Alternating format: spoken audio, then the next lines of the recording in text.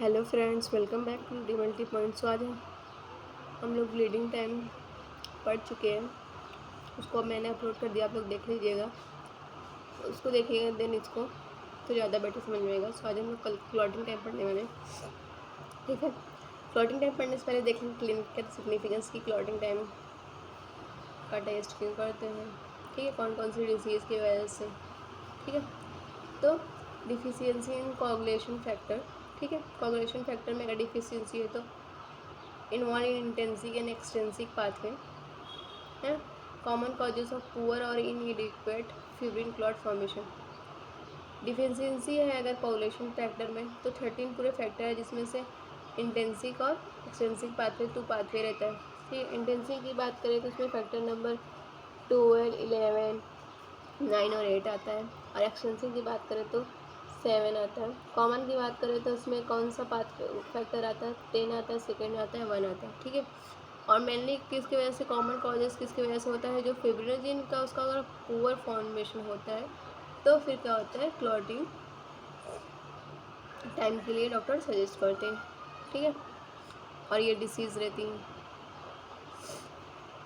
और या तो फिर मेजर सर्जरी रही पेशेंट को तो फिर क्लॉटिंग टाइम करवाते हैं, या तो फिर history of a spontaneous bleeding after surgery, या तो फिर पेशेंट को ऐसा हिस्ट्री है कि यानी उसको स्पॉन्टेनियस ब्लीडिंग, अचानक ब्लीडिंग होने लगी, किसके बाद, सर्जरी के बाद, ठीक है।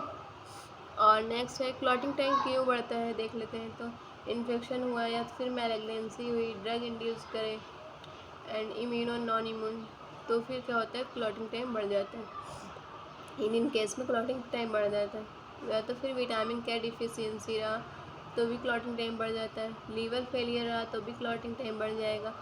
फिर DIC, ये बहुत इंपॉर्टेंट है। DIC का फुल फॉर्म क्या होता है, डिसअमाइनेटेड इंट्रावस्कुलर कोagulation, ठीक है। थेरेपी ऑफ हेपेरिन, यानी किसी की हेपेरिन की थेरेपी चल रही है तो भी क्या होगा, क्लॉटिंग टाइम बढ़ जाएगा, ठीक है। और फिर मेथड की बात करें, क्लॉटिंग टाइम कौन कौन से मेथड से किया जाता है, ये भी इम्पॉर्टेंट, यहाँ पे इम्पॉर्टेंट क्या है, DIC, ठीक है, डिसअमाइनेटेड इंट्रावास्कुलर कोagulation, और सेकंड ये में इम्पॉर्टेंट, ठीक है। बाकी ये सब रिमेंबर रखना है अपने माइंड में, बाकी ये दोनों नहीं भूलना है।